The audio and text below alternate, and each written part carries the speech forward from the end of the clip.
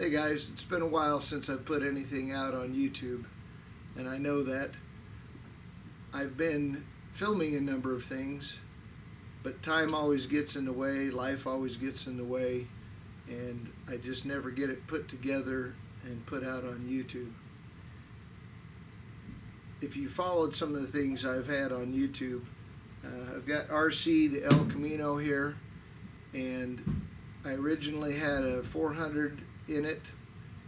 It overheated and we had to remove it. I had another engine that I had purchased in the meantime, which I was trying to do fuel injection on, kind of a homemade setup. It used hardware from a Ramjet, Chevy Ramjet fuel injection, and that ended up, we had to fast forward everything, and I couldn't get it working. And once I did take it off and put a carburetor on it, on that engine, I found out that it was not fuel injection, it was the engine. Had a lot of blow-by and had at least one cam lobe that was wiped, and so I wasn't able to get it running correctly. But we're starting on a new adventure, or kind of going towards the same goal in this. I have an engine being built at a machine shop, and it's going to have the fuel injection on it, but in this case it's going to be a company-made, professionally made fuel injection. It is Edelbrock ProFlow 4 system. But in the meantime, old RC here has got a few things we've got to fix. In particular, this time it's the fuel gauge in the car. Some of it was filled at night, some of it during the day, but hopefully we can get it into a good story for you. So let's get started. There's the gauge. And you can see the problem with her having it. It's way over, up off of full. Doesn't give us any good reading there. Alright, so you can see here I have a clamp going to, this is just a bolt on the bumper, it grounds out. The other end, so if you can see that, is connected to my probe here. Now,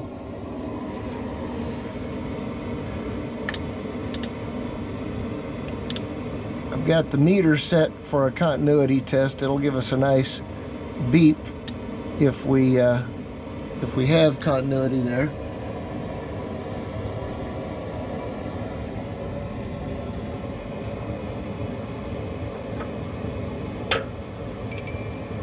So there's a beep there. Make sure it's on this. There's a beep there. Hopefully you can see what I'm doing there. So we've got ground to the meter. Now, I'm going to take it off continuity test, and I'm not going to be able to show you, well, maybe I can.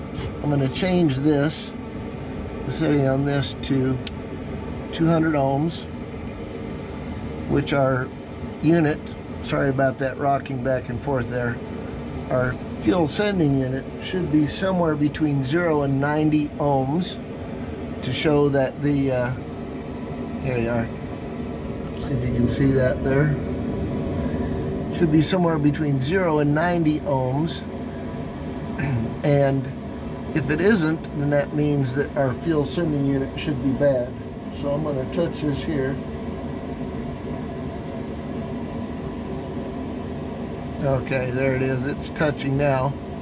And you can see that nothing has changed. So it means there's an open in our sending unit, which quite often happens. They get old and rusty and worn out and fall apart. So let's do just a little bit more testing. I got wires in the way, I know, and I'm sorry. But this dash is frail, and if I pull it apart, I'm afraid I may mess some things up. But there's 3 wires here. The one on the right is 12 volts. The one on the bottom is grounded. It's grounded through the gauge set itself. And the one on the left is where the voltage, or resistance I should say, from the gauge would be applied. For a further test, I'm going to take another clamp here, and very carefully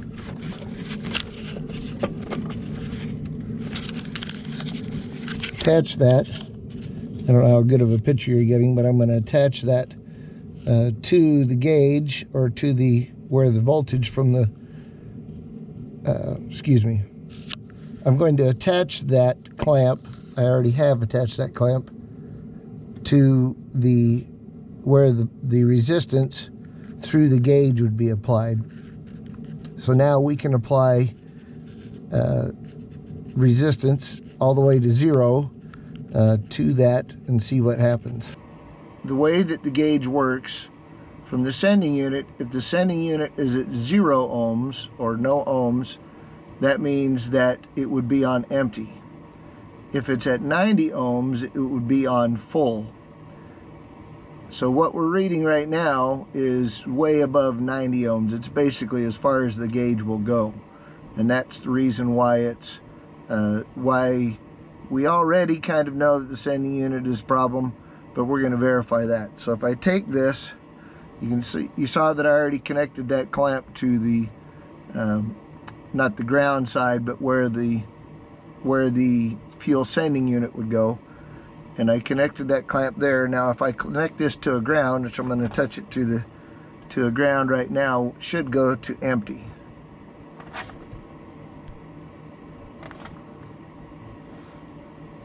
And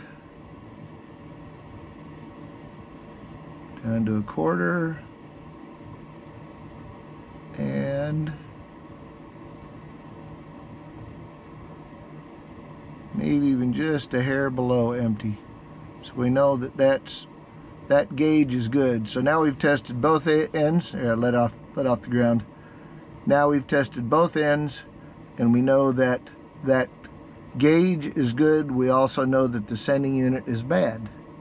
So we just need to go on, and unfortunately we got to take the fuel tank out. All right, so we're going to drain the tank now. What I have is just your good old regular fuel pump here. I have a couple of those laying around, not that particular style, but just from working on cars, I've taken them off of different ones. What I have is the line coming from the fuel tank here, and we have another line going out right there, the outline, and I'll show you where that goes in a second. But you can also see some wires hooked up there to the fuel pump. So as we come out here, the lines are hooked to a separate battery, because the battery in this car is not, it's been moved to the back or to the bed to transfer weight there. But also here's the line coming out from there and into a gas tank. And when, let's see if we can do this without that. When we apply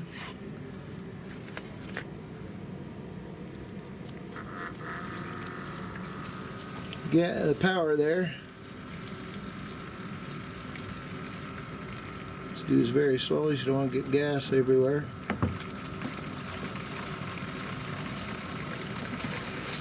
There's more in there than I thought.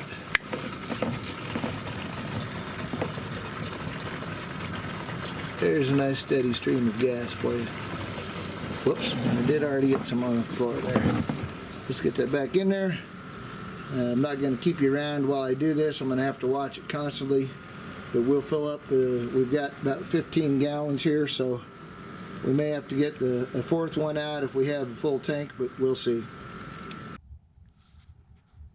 We are under the driver's side of the car. Here's where the fuel line, or the fuel filler neck, attaches. We're going to see about getting this loose. And it connects on here, 2 places there, you can see it. I'm going to try and get both of them disconnected so that we can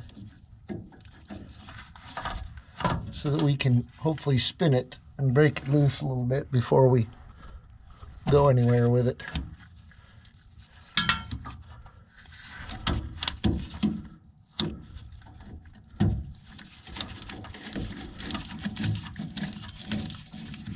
Wow, glad I don't have my face right underneath that.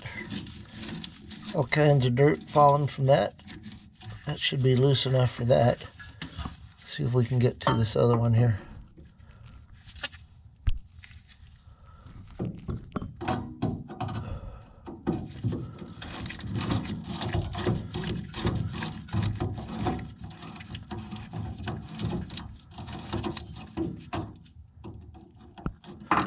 Okay, that should be loose enough. We've got one more thing here. Let me move the light. All right, this should look familiar to you. This is just the grounding strap for the gas tank or for the fuel sending unit so that the gauge reads correctly. We'll undo that so that we can drop the car. And we're going to put that screw back in there.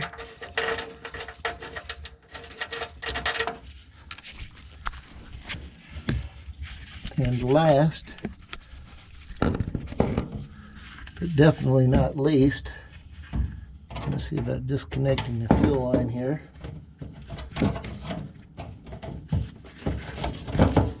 And yes, if you're wondering about it, we have already emptied the fuel tank. If you weren't watching this beforehand, we already emptied the fuel tank, so hopefully there shouldn't be any or just a minimal amount of gas coming out of this. Here we are. Let's get that up and out of the way. Leave it there. All right, I believe we're ready to drop the tank. All right, so we really can't see it very well from here. Let me see if I can point it out to you. So these are the straps holding the gas tank in. And this right here, of course, is a bolt that holds it in. And if you look very closely, see if I can get a little closer there, it's just a big cap nut that holds that in. And unfortunately, it's so rusty that it's broken out, the cap nut. Luckily, what's on the cap nut is just a bolt or a nut on the back of that the bolt runs through.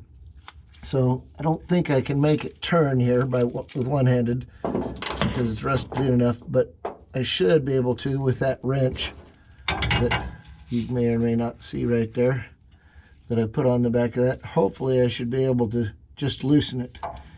Like I said, let me give it a try here, but I don't think I'm going to be able to make it turn one-handed. No, not like that. All right, I'll bring you back when I have it off. Bad news, everybody. I'm going to have to get that out eventually. When I get the fuel tank out, I'm going to have to cut that out. There's the other end of it. Right there. Hopefully you can see that. Just broke in half. That's how badly they're rusted in. Note to myself, I'm going to put some anti-seize on these when I put the new ones back in, which I'll have to get probably some type of a fuel tank install kit, because not only are the bolts rusted in, but the actual filler neck rubber, I think it's going to break loose, but it is really rock hard. Probably be good to get another one of those. All right, so it just came to my realization that I may have not filmed, may have had it off when I thought it was on, but we have the gas tank down. It's loose other than where the filler nut connects. I know you can't see very well in there, but there's really nothing else there. And it's just a fiber strap that insulates the tank against the member up there, cross member. So we're going to see about getting that down.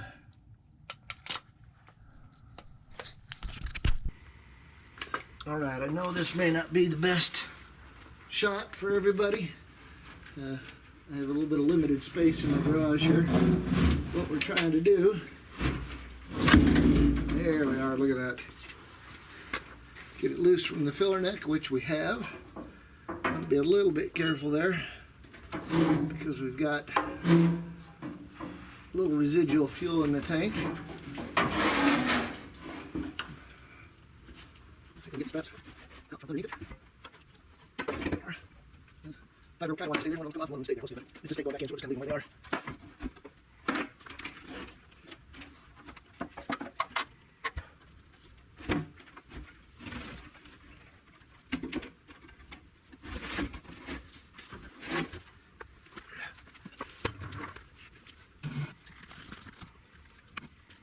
There we go. I can see that coming out. Here, slosh around there.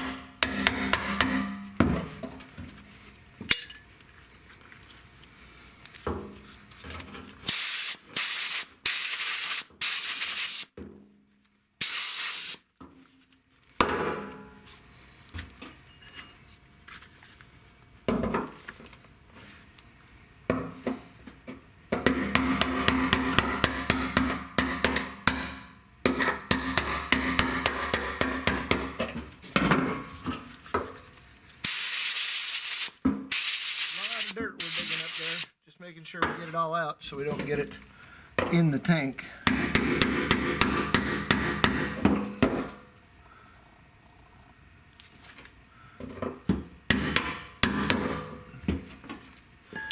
All right. And final blast.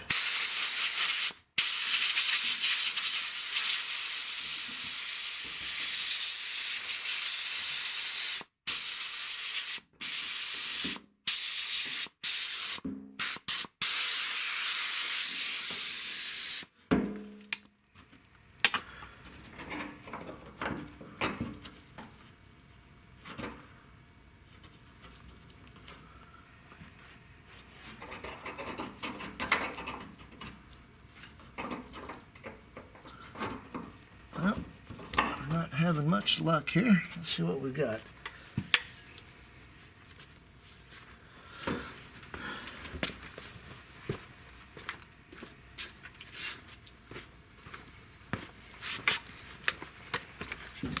There's most likely some type of an O-ring in there, or seal. It seems to be holding, there it goes.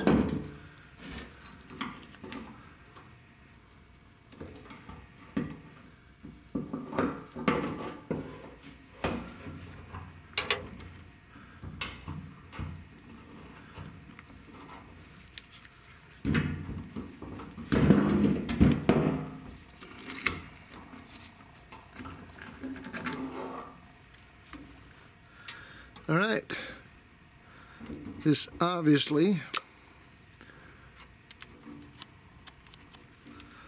is not the original sending unit. Yep, 90 ohm sending unit, and we're going to bench test this just to make sure that we are correct in what we're doing.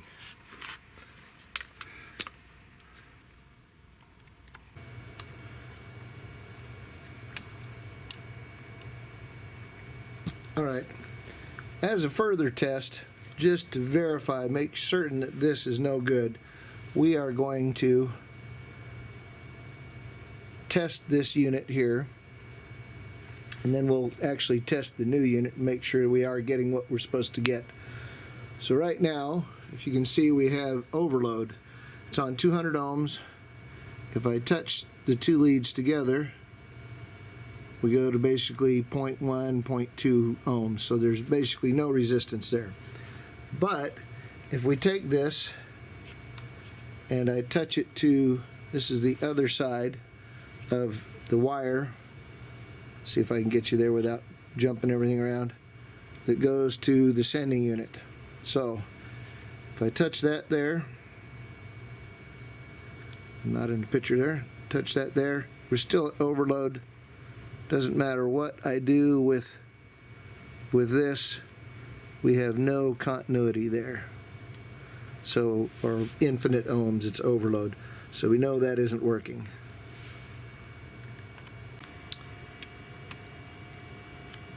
Alright, here is, we're going to test the new unit. And what we have here is the new unit is connected with one lead going to the ground wire there. The other lead, where's it at here? Going to the wire, which hooks to the sending unit. And we are going to see that we have 3.9 volts right now, or 3.9 ohms, excuse me.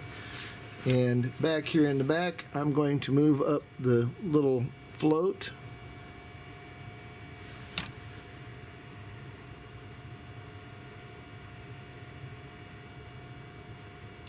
$40, $50, $60, $70, $80, $90. It's jumping around a little bit there, I think, because I'm kind of applying some weird pressure, but the top is 94.2. And anywhere below about 105, 110, something like that, we're good. So this sending unit is good. Let's drop this back down there. Some of you will note that this sending unit has two lines going to it, a larger one and a smaller one.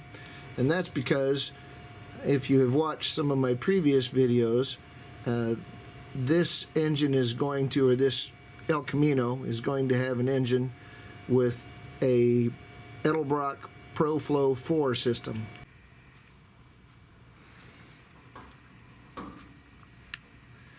Got a new O-ring.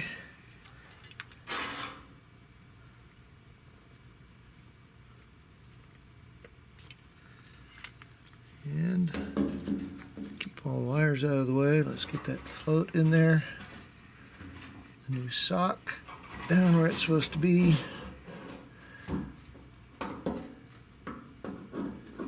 Everything lined up. Make sure and get this on where we're supposed to be before we get it all pinned down.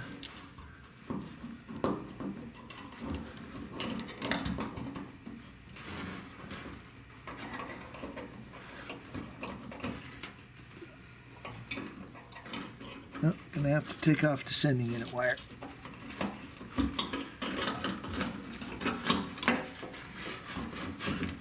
Let's see if we can do that without.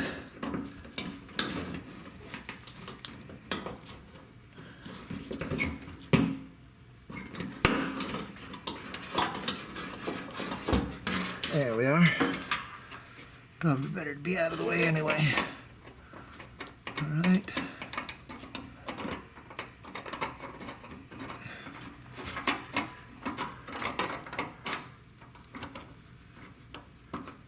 It looks like that. What do we need to start? Hope you can still see this.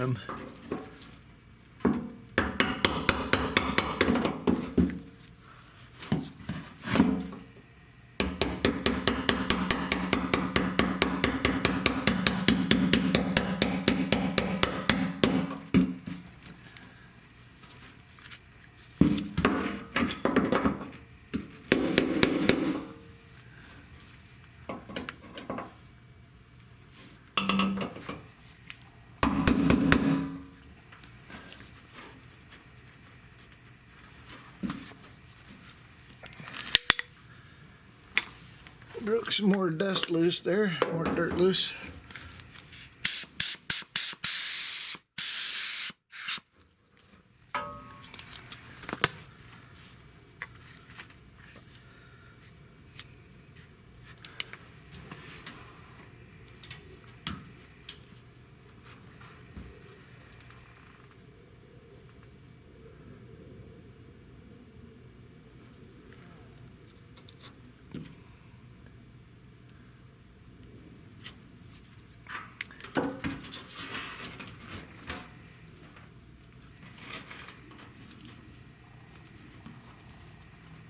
Lock up the fuel sending unit.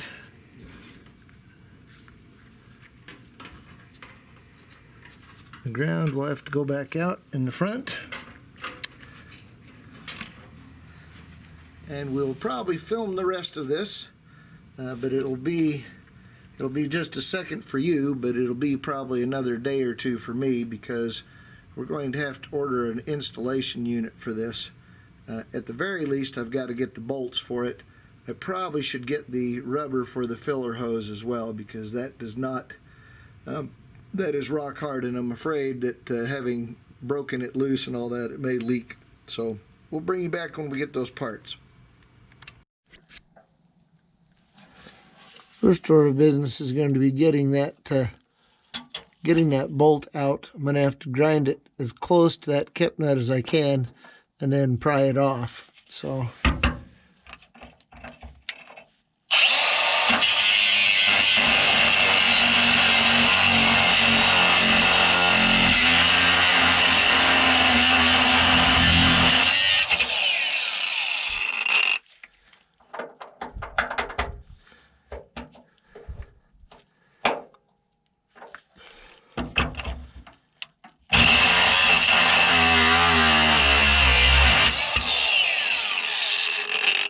here we go. Hopefully that's close enough.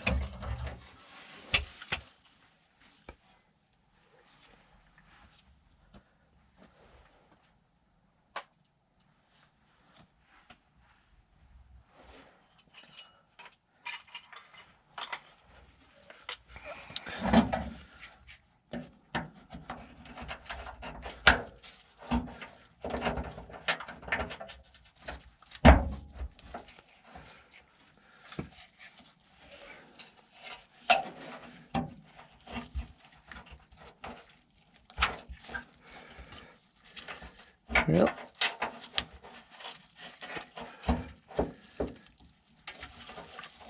It's tough to grind off completely flat, but I may have to cut those little side tabs there.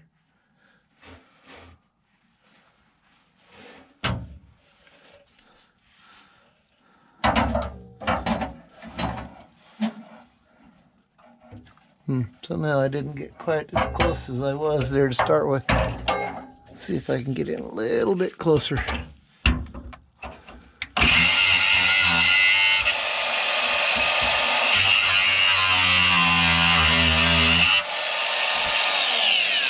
Yeah, that might be a little better. All right. Hopefully I haven't bumped you around too much there.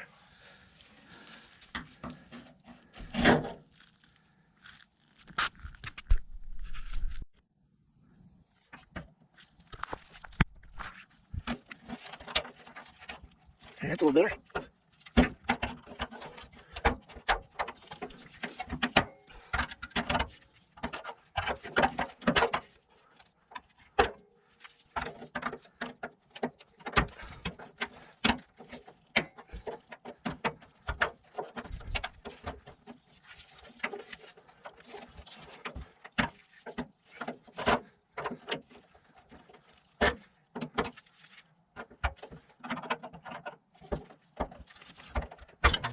There's that one. The other one.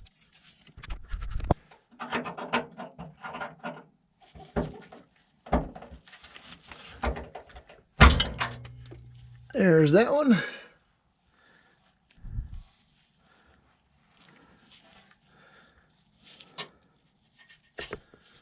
The other one.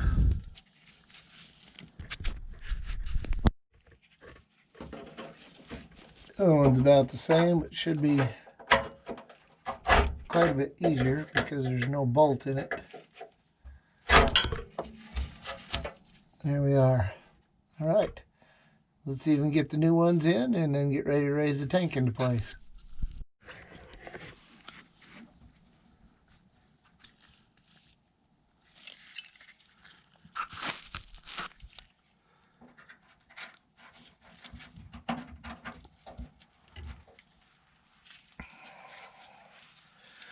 Installing the new ones, relatively simple.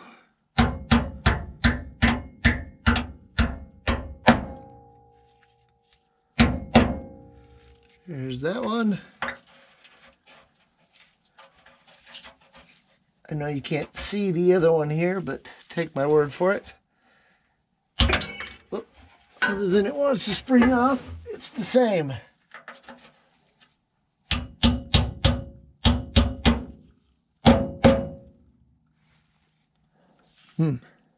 And we've got a little bit of gas dripping from line. Good thing we don't have the sparks going right now.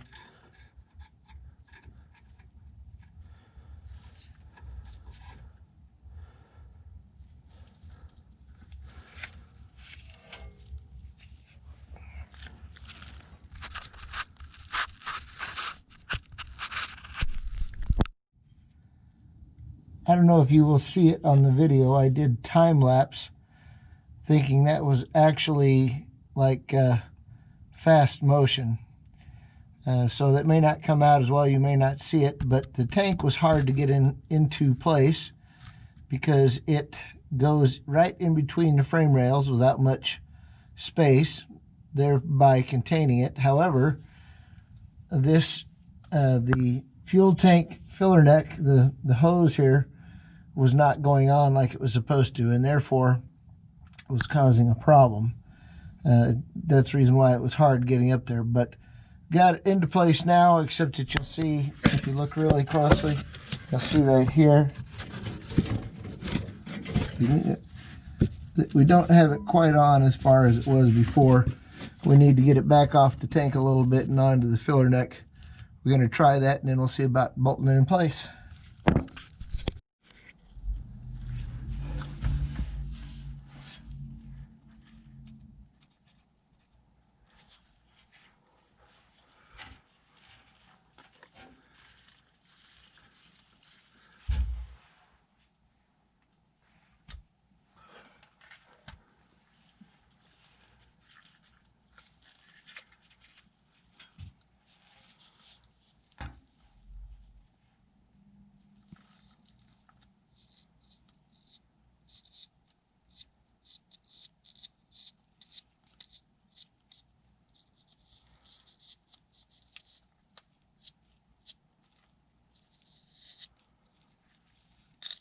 Probably way more than, excuse me, probably way more than it needs, but I don't think we can be, let's put some over on the other one. I don't think we can really be too careful.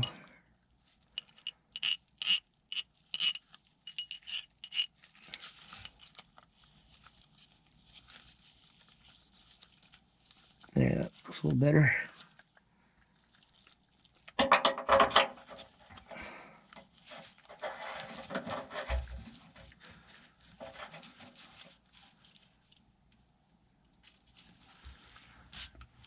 Started there a little bit.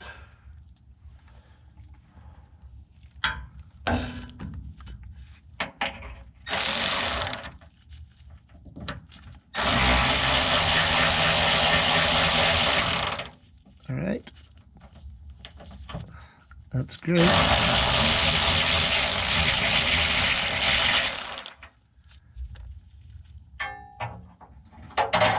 Now we'll try it with the strap underneath it. See what we get here.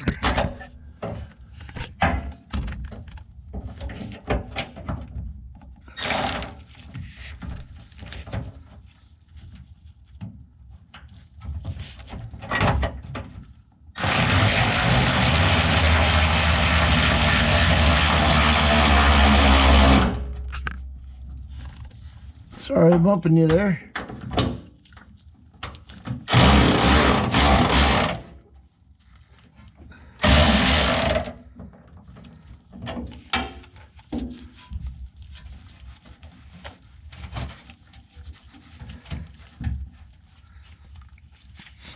All right, then we'll tighten both of them in when we get the second one in.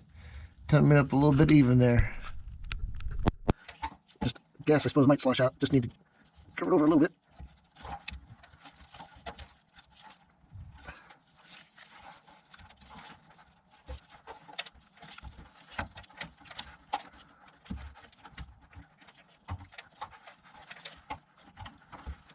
A little bit of a problem here. We're trying to get the hose clamps by each other. There we are.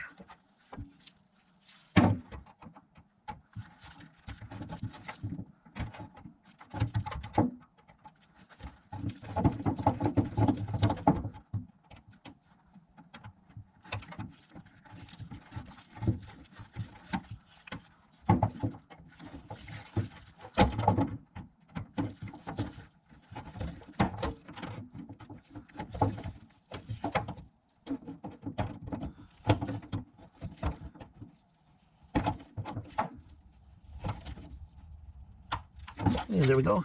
I know it may look a little hokey, but hopefully you can see this. There's the other end of it. And I'm just going to actually leave that open because I'm not really using that for anything. We'll just put it up kind of out of the way there.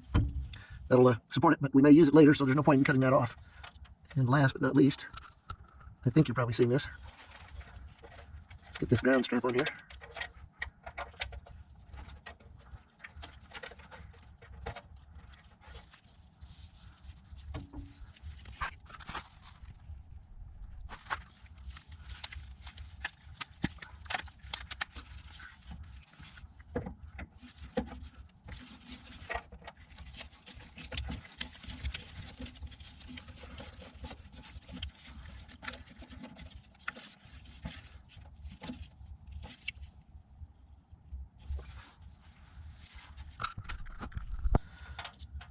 And last but not least, I think you're probably seeing this. Let's get this ground strap on here.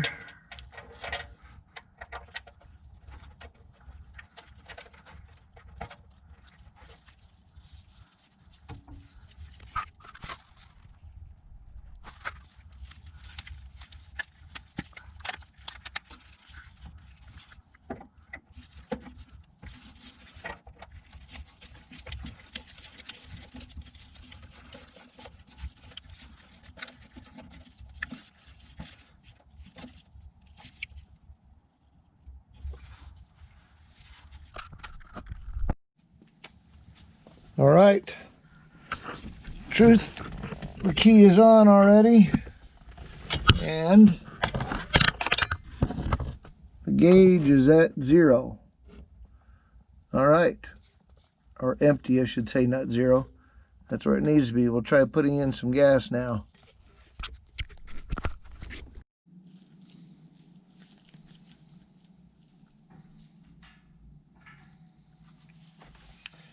Remember, we only put, I don't know, maybe a gallon or 2 in there. And the tank holds 20 gallons. So there may not really even be enough in there to register because I drained it completely.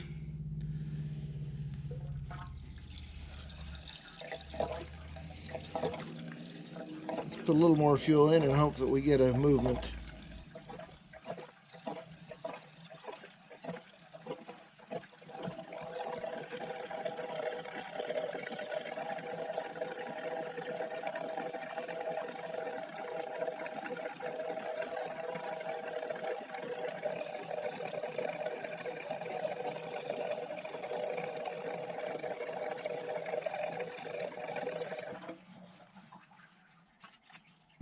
I'm gonna put it.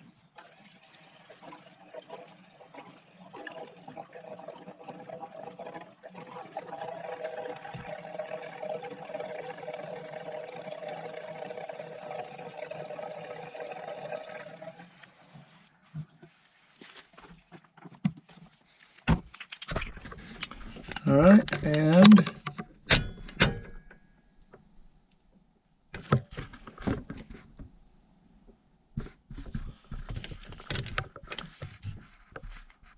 we are a little bit higher than where it was. We'll have to see what, when we put an actual amount of gas in here, other than just we're in the neighborhood of maybe a couple gallons, And we'll see where that takes us to. Hey guys, thanks for watching. This fuel sending unit did work, and it came up to full tank when I filled it up at the gas station. They just weren't too interested in letting me film there while I filled it up. So thanks for watching while I try to cure my four-wheel sickness, or at least give it some temporary relief. We'll talk to you later and see you on the next one.